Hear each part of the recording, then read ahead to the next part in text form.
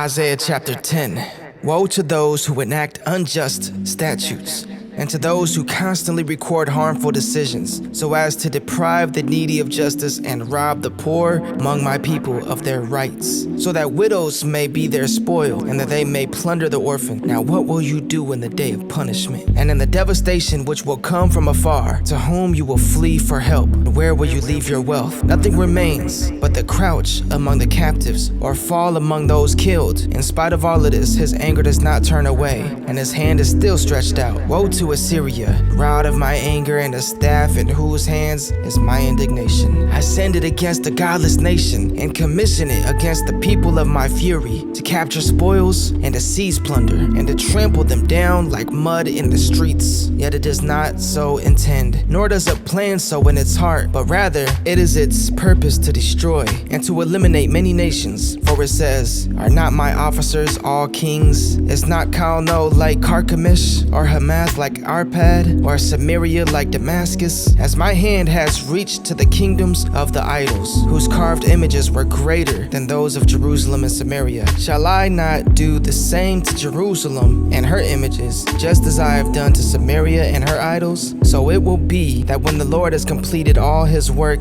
on Mount Zion and on Jerusalem, he will say, I will punish the fruit of the arrogant heart of the king of Assyria and the arrogant pride of his eyes. For he has said, by the power of my hand and by my wisdom I did this, because I have understanding, and I removed the boundaries of the peoples and plundered their treasures. And like a powerful man I brought down their inhabitants, and my hand reached to the riches of the peoples like a nest. And as one gathers abandoned eggs, I gathered all the earth. There was not one that flapped its wing, opened its beak, or chirped. Is the axe to boast itself over the one who chops with it? Is the saw to exalt itself over the one who wields it? That would be like a club wielding those who lift it, or like a rod lifting the one who is not wood. Therefore, the Lord, the God of armies, will send a wasting disease among his stout warriors, and under his glory a fire will be kindled, a burning flame, and the light of Israel will become a fire, and Israel's Holy One a flame, and it will burn and devour his thorns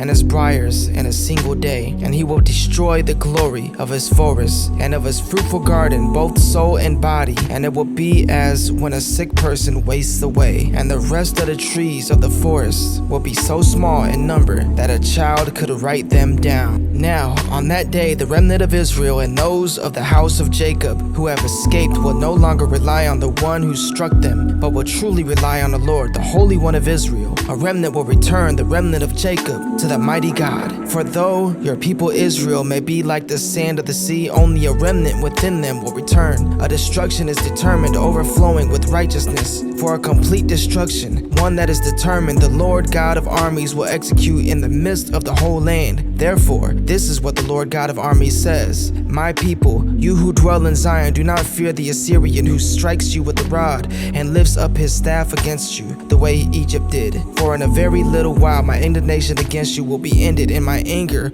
will be directed toward their destruction. The Lord of armies will wield the whip against him like the defeat of Midian at the rock of Oreb, and his staff will be over the sea. And he will lift it up the way he did in Egypt. So it will be on that day that his burden will be removed from your shoulders, and his yoke from your neck, and the yoke will be broken because of fatness. He has come against Aiath, and he has passed through Micron. At Mishmash, he deposited his baggage. They have gone through the pass, saying, Geba will be our encampment for the night. Ramah is terrified, and Gibeah of Saul has fled. Cry aloud with your voice, daughter of Gillam.